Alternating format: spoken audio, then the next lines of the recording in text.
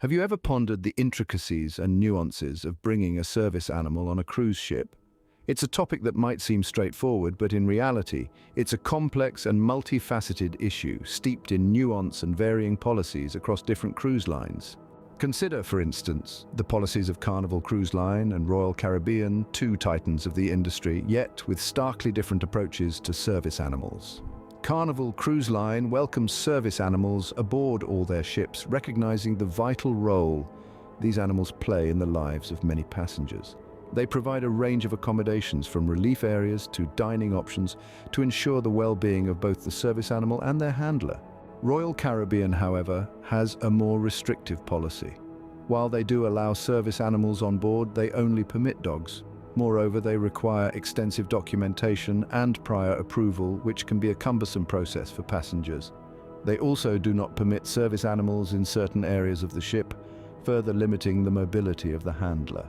Now, let's turn our attention to Norwegian Cruise Line and Disney Cruise Line. Norwegian Cruise Line, similar to Carnival, permits service animals on board their ships. However, they require that the service animal always be under the control of the handler, which can be restrictive in certain situations. Disney Cruise Line, on the other hand, has a more flexible policy.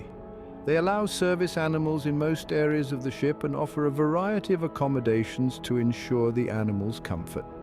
These contrasting policies highlight the varying degrees of accessibility and accommodation for service animals across different cruise lines. It's a complex issue, with differing perspectives and interpretations of what constitutes reasonable accommodation for service animals. To recap, Carnival Cruise Line and Norwegian Cruise Line have more accommodating policies, allowing service animals on board and providing various amenities for their comfort.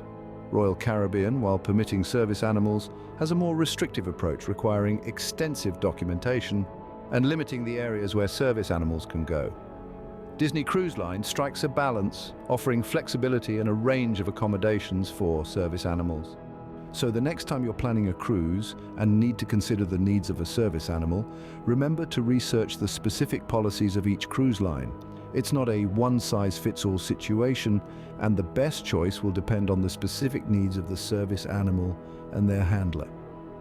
Navigating the high seas with a service animal may require a little extra planning and consideration, but with the right information and preparation, it can be a smooth and enjoyable journey for all involved.